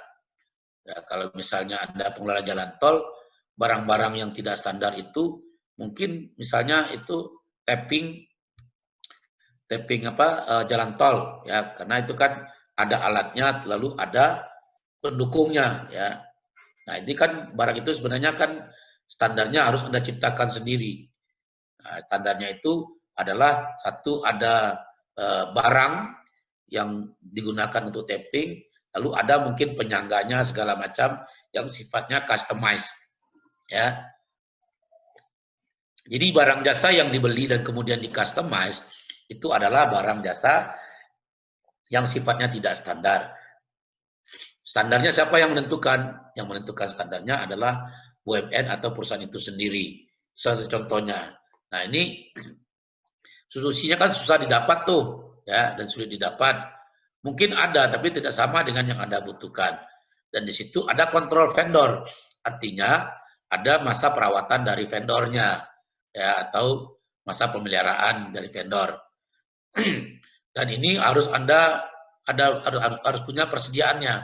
Karena kalau rusak ini akan mengganggu kegiatan strategis perusahaan ya. Nah, karena itu Anda harus membuat persediaan. Paling tidak ada stok 3, 4, 5. Jadi kalau ada yang rusak tinggal diganti ya. Nah, ini contoh dari barang-barang bottleneck item. Nah, kemudian strategic item. Strategic item ini jenis barangnya tidak standar ya, sama kayak tadi bottleneck. Penyedianya bersifat monopolistik. Artinya dia satu-satunya supplier atau satu-satunya produsen. Barang jasanya memiliki nilai kritikal penting bagi operasional perusahaan. Kemudian memperkirakan permintaan secara akurat. Ada penelitian pasar yang terperinci, memutuskan untuk membuat atau membeli. Jadi di sini Anda punya keputusan, Anda buat atau beli. Ya. Kontraknya harus akurat, adanya perencanaan darurat atau escape plan, ada analisis risikonya, dan Anda harus menghubungkan hubungan jangka panjang dengan si pemasok. Logistiknya harus dikontrol, inventarisnya juga, vendornya juga. Harus ada data yang sangat rinci, ya. Target pembeliannya di sini mengefisienkan waktu atau biaya. Jadi ini yang perlu Anda perhatikan dalam barang-barang strategik. Jadi kalau barang strategik ini biasanya sistemnya adalah penunjukan langsung. Jadi Anda tidak bisa lakukan pembandingan. Kenapa tidak bisa dilakukan pembandingan? Karena ini penyedianya bersifat monopolistik. Ya. Nah, ini yang digunakan, yang kemudian dikembangkan di berbagai belahan dunia. Jadi kalau orang melakukan penunjukan langsung di berbagai belahan dunia, itu adalah terkait kepada barang-barang yang sifatnya strategic item, atau yang tadi itu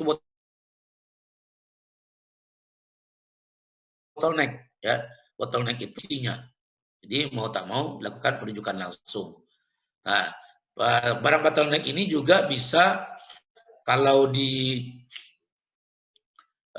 kemarin itu sekitar bulan Februari sebelum corona itu jadi wabah yang meluas di Indonesia, ada salah satu BUMN yang ingin menunjuk kembali vendor yang sama untuk melanjutkan pekerjaan.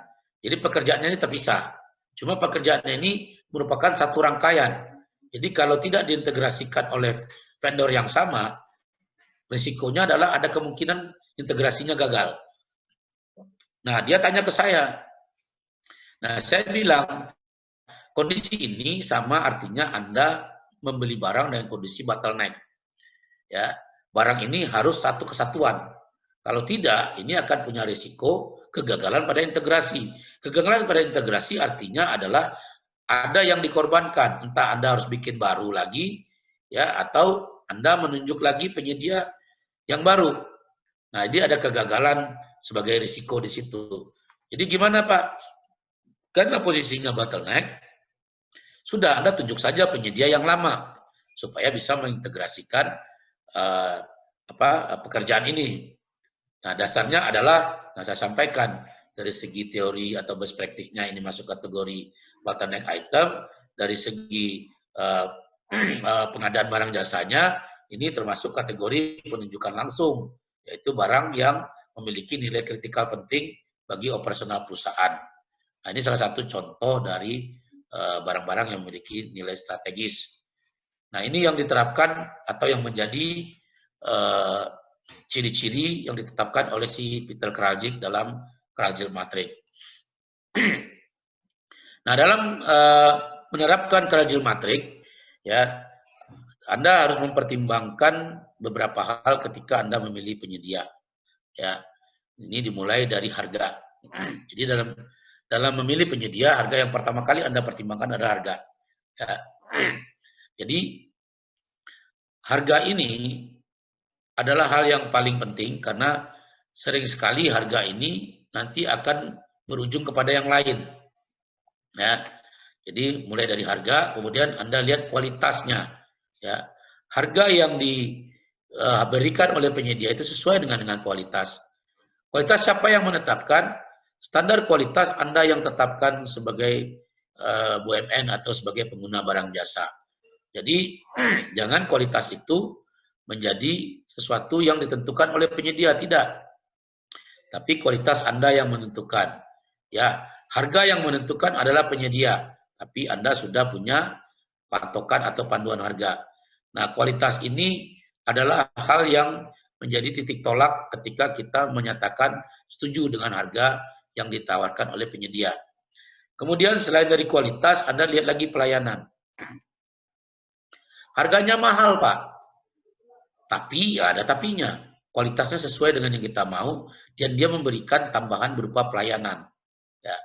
Pelayanannya seperti apa? Kalau misalnya barang elektronik, garansinya itu Pak termasuk spare part selama 5 tahun. Mahal iya Pak, tapi ketika kita hitung-hitung menggunakan metode total cost ownership LCCA, ternyata lebih menguntungkan beli barangnya itu ketimbang kita beli barang yang murah. Ya. Kemudian lokasi. Lokasi juga perlu dipertimbangkan. Jangan memilih penyedia yang lokasinya jauh dari lokasi pekerjaan. Ada beberapa kasus saya temukan di BUMN. Ya, tendernya di Jakarta, kantor pusat BUMN-nya di Jakarta. Ya, penyedianya dari Bandung. Nah, saya mikir, emangnya penyedia yang sama, dengan kategori yang sama, dengan kriteria yang sama, di Jakarta ini nggak ada. Satu contoh. Ya. Jadi jangan Anda memilih penyedia yang lokasinya jauh dari tempat Anda. Kenapa? Karena dia akan membebankan kos tambahan berupa biaya transportasi ke dalam harga barang jasa yang ditawarkan. Ini perlu Anda perhatikan. Makanya pengadaan barang jasa itu sifatnya harus lokalisir, ya, dilokalisir pada tempat di mana kebutuhannya ada. Kan lucu, Anda beli kertas, pemasoknya dari Bandung, ya, sementara kantor Anda di Jakarta, itu lucu. Pertanyaannya, emang di Jakarta tidak ada yang jual kertas? Ini perlu Anda pertimbangkan ketika memilih penyedia.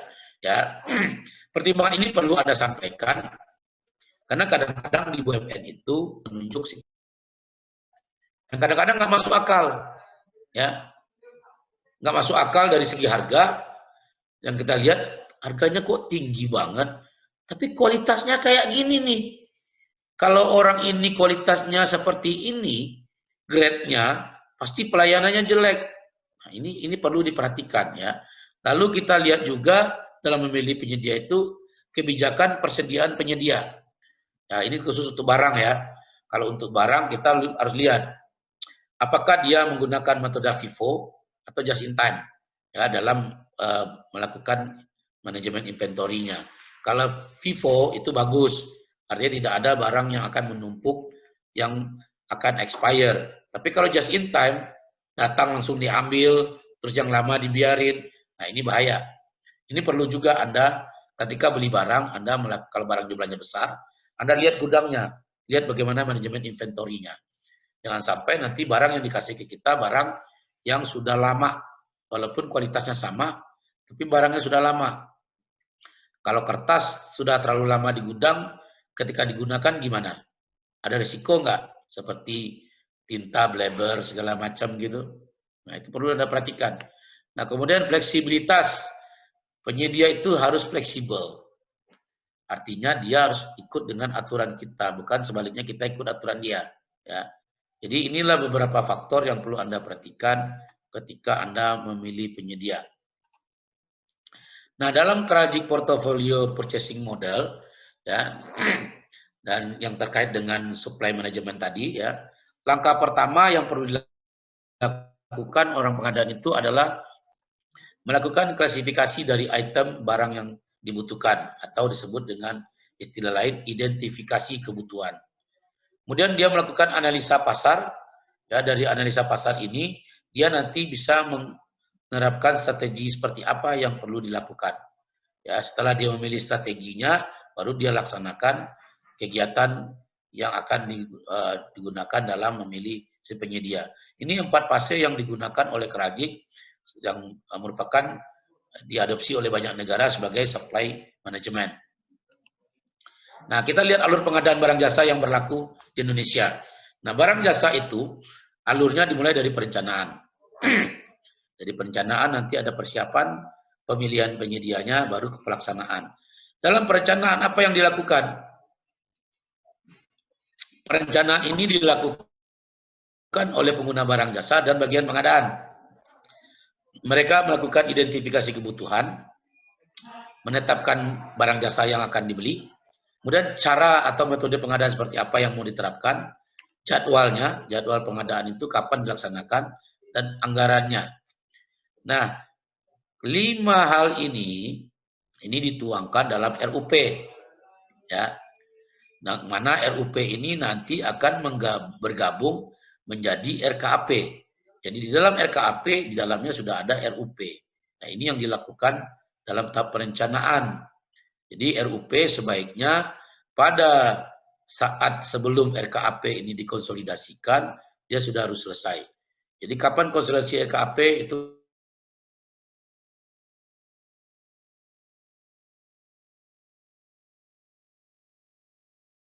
terserah, atau ada yang Oktober, ya, Desember mereka sudah harus mempersiapkan RAP itu untuk dikirim ke kementerian. Nah, setelah perencanaan tadi, barulah Anda melaksanakan tahap persiapan. Dalam tahap persiapan ini ada yang namanya permohonan pengadaan barang jasa, lalu pembuatan KK atau spesifikasi teknis, lalu juga HPS, daftar kuantitasnya, rancangan kontrak, penetapan jaminan, dan penyesuaian harga. Ini masuk kategori persiapan, di mana di persiapan ini semua dokumen-dokumen terkait harus disiapkan. Setelah dokumennya siap, barulah masuk ke tahap pemilihan. Dalam tahap pemilihan ini, kita tinggal melaksanakan salah satu dari 4 metode. Pengadaan langsungkah, penunjukan langsung, tender seleksi terbatas, atau tender seleksi umum. Baru setelah metode ini dilaksanakan dan terpilih si penyedia, baru kita lakukan penunjukan penyedia, tanda tangan kontrak, pengendalian kontrak, serah terima barang jasa, pembayaran, dan terakhir itu melakukan evaluasi kinerja dari si penyedia barang jasa. Nah, metode pengadaan barang jasa yang baru itu kalau kita perhatikan ya perbandingan dengan yang lama, kalau di Permen 05/2008 ada yang namanya pelelangan seleksi terbuka. Ini mengganti jadi tender seleksi umum di Permen 08. Pemahaman atau pengertian dari pelelangan ini agak rancu. Ya, tapi orang Indonesia sudah memakainya berbelas-belas tahun atau berpuluh tahun ya. Pelelangan ini kalau dalam bahasa Inggrisnya kan auction. Auction itu Anda memilih orang yang berani membayar paling mahal. Ya. Bukan memilih orang yang menawarkan harga terendah. Nah, harga terendah namanya bukan pelelangan, tapi kebalikan dari pelelangan yang dalam bahasa Inggris disebut reverse auction. Ya, reverse auction inilah yang kemudian dikenal dengan istilah tender. Ya, jadi pengertian pelelangan ini bertahun-tahun digunakan sebagai pembodohan bagi orang pengadaan di Indonesia. Ya, di luar negeri orang nggak pakai kata pelelangan, nggak pakai kata auction. Mereka menggunakan tender ya atau menggunakan e-reverse auction. Kemudian juga ada pemilihan atau seleksi langsung. Ya, ini juga dihapuskan karena pengertian pemilihan itu agak rancu. Pemilihan ini ya Anda sama dengan menunjuk ya, menunjuk langsung. Sedangkan sebenarnya metodenya adalah ini adalah pembandingan langsung. Anda membandingkan antara satu vendor dengan vendor yang lain. Nah, ini istilahnya diganti menjadi tender seleksi terbatas, di mana cukup membandingkan 2 penyedia barang jasa dan memilih satu sebagai pemenangnya. Kemudian penunjukan langsung tetap. Nah, pembelian langsung ini diganti menjadi pengadaan langsung, ya, karena pembelian langsung ini sifatnya seperti atau kesannya seperti Anda itu tidak punya perencanaan. Beda dengan pengadaan langsung. Pengadaan langsung Anda membuat perencanaan.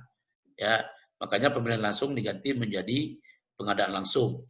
Di mana dalam pengadaan langsung ini termasuk e-purchasing. Ya, nah sayangnya di Permen ini pengadaan langsung ini adalah terkait dengan pembelian barang. Harusnya bukan hanya barang tapi juga jasa. Karena jasa juga kita bisa lakukan melalui metode pengadaan langsung. Nah, ini aplikasi dari metode pengadaan barang jasa BUMN terkait dengan kerajil matrik. Jadi kalau kita melihat pada posisi non-critical item, kita lihat yang dilihat itu pertama adalah sifat pemenuhannya. Apakah ini jangka pendek, ya, di bawah 1 bulan, dan apakah nilai atau kebutuhannya sedikit? Nah, kalau kebutuhannya sedikit, ya, maka metodenya adalah pengadaan langsung. Ya. Jadi targetnya di sini adalah efisiensi waktu pembelian. Nah, kemudian lihat lagi jangka kebutuhannya itu di bawah 1 bulan, tapi nilainya besar. Ya, ada kan karena tiba-tiba mungkin kantor Anda itu ada gempa, kantornya jadi rusak, sedangkan Anda harus membeli barang-barang kebutuhan rutin kayak ATK, semua segala macam. Tapi tidak mungkin beli sedikit, karena kebutuhannya langsung banyak. Ya. Nah, karena kebutuhan langsung banyak, maka Anda tidak harus ya menggunakan metode pengadaan langsung, tapi menggunakan metode penunjukan langsung. Artinya Anda menunjuk satu vendor di sini dan kemudian Anda bisa melakukan negosiasi. Ya, targetnya di sini adalah efisiensi waktu pembelian. Ya, bisa juga sih biaya pembeliannya di sini menjadi target, tapi dalam pemenuhan kebutuhan yang sifatnya jangka pendek, ya biaya pembelian itu tidak termasuk kategori yang menjadi target. Nah, kemudian kita lihat lagi. Kalau sifat pemenuhannya 1 sampai 3 bulan, kebutuhannya itu banyak, maka bisa digunakan dengan tender seleksi terbatas. Ya, tujuannya adalah efisiensi waktu dan biaya pembelian. Nah, kalau jangka panjang, misalnya untuk stok, nilainya juga banyak, maka Anda bisa menggunakan tender seleksi umum ya untuk memaksimalkan efisiensi biaya pembelian. Ini cara menggunakan aplikasi metode pengadaan barang jasa dikaitkan dengan teori atau Krajel Matrix untuk barang yang sifatnya non-critical item. Nah, untuk barang leverage, ya, barang leverage ini juga kita lihat, kalau kebutuhannya itu harus dipenuhi menjadi 1 bulan, maka dia menjadi posisi kritikal, ya, di mana nilai yang dibutuhkan banyak, metodenya adalah penunjukan langsung. Yang kita kejar di sini adalah efisiensi waktu pembelian. Ya. Kalau nilainya banyak tapi jangka waktu pemenuhannya masih 1-3 bulan, artinya Anda masih bisa melaksanakan proses, maka gunakanlah di sini tender seleksi terbatas. Tender seleksi terbatas ini harus selesai dalam hitungan 45 hari. Artinya dengan jangka waktu menengah 1-3 bulan, waktu 45 hari ini bisa digunakan supaya ada efisiensi di biaya dan waktu pembelian. Nah, kalau sifatnya jangka panjang atau stok, nilainya banyak, ini harus Anda gunakan metode tender atau seleksi umum supaya biaya yang dikeluarkan bisa dimaksimalkan efisiensinya. Nah, terkait barang bottleneck, kalau posisinya itu kebutuhannya di bawah 1 bulan, ya, maka dia menjadi kritikal. Nah, di sini kita lihat penyediaannya terbatas, ya, maka metodenya adalah penunjukan langsung. Kalau terbatas itu artinya bisa 1, bisa lebih dari 1, ya. Yang kita kejar adalah efisiensi waktu pembelian. Kalau sifatnya jangka menengah atau panjang, penyediaannya terbatas, lebih dari 1, ya, maka dia bisa menggunakan tender seleksi terbatas. Ya. Tujuannya adalah untuk mengefisienkan biaya pengadaannya. Nah, kalau untuk barang strategic item, yang kita lihat itu adalah sifat pemenuhannya pendek, ya, di bawah 1 bulan, dia posisinya di sini kritikal, penyediaannya tunggal, metodenya penunjukan langsung. Yang kita kejar di sini adalah efisiensi waktu. Ya, jadi kalau barangnya mahal ya nggak apa-apa, orang penyediaan tunggal kok. Nah, kemudian kalau di bawah 1 bulan, jangka pendek ya, penyediaannya lebih dari 1, tetap kita menggunakan penunjukan langsung, karena posisinya di bawah 1 bulan. Ya, butuhnya cepat, targetnya tetap efisiensi waktu. Jadi ini cara menggunakan metode pengadaan barang jasa BUMN dengan memasukkan ke dalam Krajel Matrix tadi pada item-item yang 4 tadi. Yang perlu teman-teman perhatikan, teman-teman pengadaan perhatikan itu adalah jangan sampai teman-teman itu ya melakukan pemecahan paket ya barang dan jasa itu hanya untuk menghindari tender atau seleksi. Memecah paket itu mungkin mempercepat proses pemenuhan kebutuhan, tapi risikonya value for money-nya nggak tercapai. Ya. Jadi usahakan jangan memecah paket hanya alasannya untuk menghindari tender. Kalau Anda menghindari tender atau seleksi, risikonya selain value for money tidak tercapai, ya Anda bisa dicurigai ada hubungan non-muhrim dengan si penyedia barang jasa. Ya. Dan yang kedua itu jangan suka menyatukan kegiatan yang tersebar di beberapa daerah yang menurut sifat pekerjaan dan tingkat efisiensinya seharusnya dilakukan di daerah masing-masing. Ya. Kalau Anda pekerjaan yang tersebar di berbagai daerah, jangan disatukan, karena bisa juga itu mengurangi atau mengganggu efisiensinya, baik dari segi proses maupun biaya. Jadi ini harus ada pertimbangan secara seksama supaya value for money-nya itu bisa tercapai. Ya. Dan jangan suka menggabungkan beberapa paket pekerjaan yang menurut sifat dan jenisnya harusnya dipisah ya, atau besaran nilainya yang seharusnya dilakukan oleh UMKM. Nah ini ada ini bukan satu sih, tapi ada 2 pekerjaan 1 bulan terakhir ya di salah satu BUMN, di mana pekerjaannya digabung, yaitu pekerjaan perencanaan dan pekerjaan pengawasan. Nah saya bilang ya, pengawasan dengan perencanaan tidak boleh digabung. Ini tujuannya supaya menunjuk satu vendor kan. Nah, tapi ini tidak boleh. Kenapa? Karena di dalam pengawasan salah satu yang dia awasi itu adalah apakah perencanaannya itu sudah tepat dilaksanakan oleh si kontraktor, dan apakah perencanaan itu tidak salah. Nah, kalau dia perencana dan dia juga pengawas, itu artinya dia mengawasi dirinya sendiri. Itu tidak boleh. Ya, itu Anda sama saja. Anda bekerja di rumah makan Padang. Anda yang belanja ke pasar, Anda yang masak, Anda yang hidangkan ke tamu, Anda juga yang jadi kasir, Anda juga nyuci piring. Jadi kalau ada kesalahan, Anda mengaminkan. Ya sudahlah, salah mau diapain. Nah, itu tidak boleh. Dalam pengadaan tidak bisa seperti itu. Karena kalau pekerjaan-pekerjaan tertentu seperti pekerjaan konstruksi, tanggung jawabnya itu masing-masing. Kalau kesalahan di perencanaan, maka perencana harus bertanggung jawab. Ya. Kalau kesalahan di kontraktor, ya kontraktor yang bertanggung jawab. Kalau kesalahan ada di pengawasan, maka pengawas harus bertanggung jawab. Apa kesalahan di pengawasan? Contohnya, dia lalai mengawasi. Ada barang-barang raw material yang masuk, dia tidak uji. Dibiarkan masuk. Tahu-tahu barang raw material itu barang-barang yang sudah kadaluarsa atau sudah tidak bisa mencapai posisi maksimal.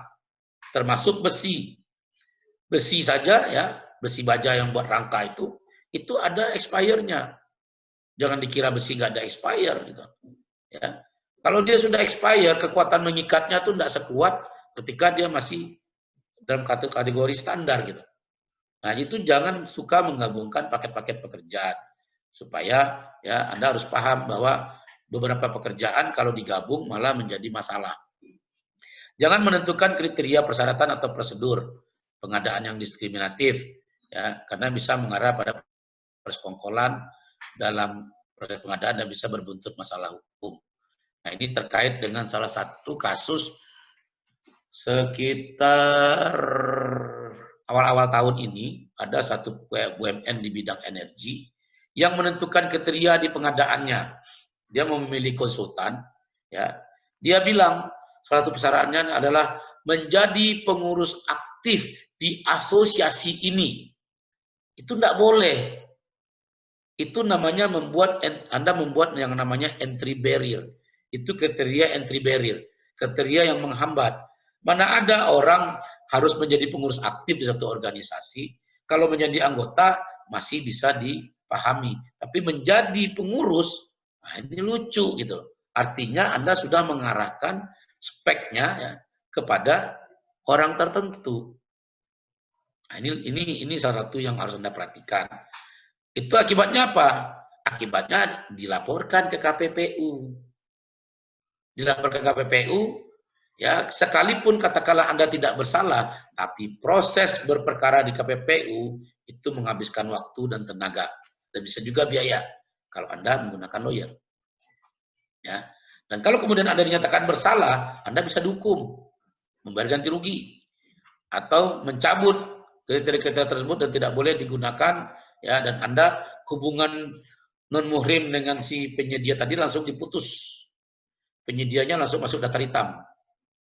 Nah, ini perlu diperhatikan. Nah, yang terakhir itu jangan suka berhubungan langsung dengan penyedia barang jasa.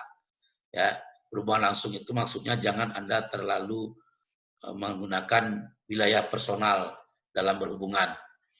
Kalau telepon ke kantor, jangan telepon ke handphone Anda. Kadang-kadang kita suka, oh kalau mau ya biar cepat langsung ke WA saya aja, ini nomor WA saya. Itu semuanya berhubungan langsung. Ya, itu warning. Ya. Kenapa? Itu lama-lama akan mengarah kepada perbuatan yang melanggar hukum. Ada hubungan memuhrimnya nanti. Jadi jangan Anda sebagai orang pengadaan suka memberi nomor handphone kepada vendor. Kalau vendor berhubungan, langsung telepon ke kantor. Gitu. Nah, pada jam kerja, karena pada jam kerja kan Anda pasti ada. Kalau Anda di ruangan tidak ada, teman Anda yang angkat telepon akan bikin catatan. Gitu loh. Nah, jadi jangan suka berhubungan langsung. Ini tips-tips yang bisa dihindarkan. Karena Anda perlu perhatikan ya. Anda sebagai BUMN, satu kaki ada di KPK. Ya, dalam hal pengadaan barang jasa. Kalau menggunakan dana perusahaan. Kalau Anda menggunakan dana PMN, itu bukan satu kaki di KPK. 2 kaki sudah di KPK. Tinggal KPK narik Anda masuk apa enggak. Jadi hati-hati. apa yang Anda lakukan, ya itu ada konsekuensinya. Jadi hati-hatilah jadi orang pengadaan, karena justru kehati-hatian itu yang membuat Anda bisa selamat. Ya, masalah-masalah di pengadaan tidak hanya terjadi pada saat kondisi Anda masih menjabat. Bisa juga Anda sudah tidak menjabat, Anda dipanggil-panggilin. Ada salah satu BUMN di mana saya dulu pernah menjadi tenaga ahlinya di tahun 2014, itu banyak sekali teman-teman yang sudah pensiun itu dipanggil-panggilin, ya baik sebagai saksi di pengadilan, di penyidikan, kan repot. Harusnya pensiun menikmati masa tua sambil nimang cucu, ini masih stres. Tiap datang surat cinta, jantung berdebar-debar. Ternyata setelah dibuka surat cintanya dari KPK gitu. Pantas jantung berdebar-debar.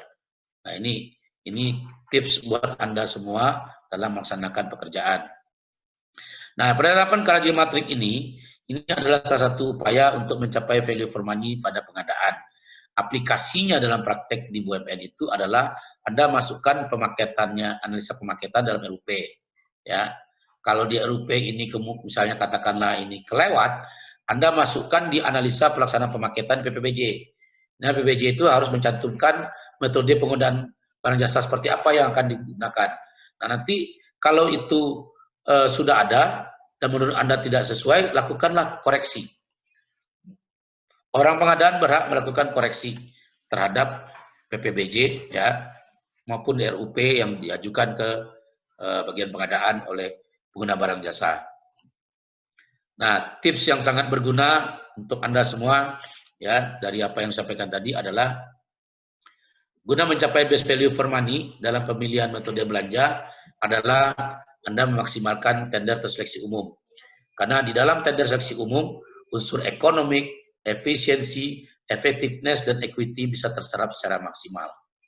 Jangan terburu-buru menggunakan metode pengadaan langsung atau penunjukan langsung. Pelajari terlebih dahulu posisi jangka waktu pemenuhan barang jasa. Ya. Pelajari terlebih dahulu posisi jangka waktu pemenuhan kebutuhan barang jasa. Ya. Dan posisi penyedia yang ada di pasar, sehingga Anda bisa memaksimalkan value for money. Yang terakhir, lakukan analisa biaya dalam pengadaan yang akan dilakukan sehingga bisa memilih dan membeli barang jasa yang bernilai tinggi dan berumur panjang, ya, pemakaian barang jangka panjang. Hal ini bertujuan agar value for money yang didapat bisa maksimal menjadi best value for money. Nah, ini akhir dari sesi kita kali ini. Kalau ada pertanyaan, monggo silakan. Saya kembalikan ke Aira. Terima kasih banyak Pak Wawan atas penjelasan.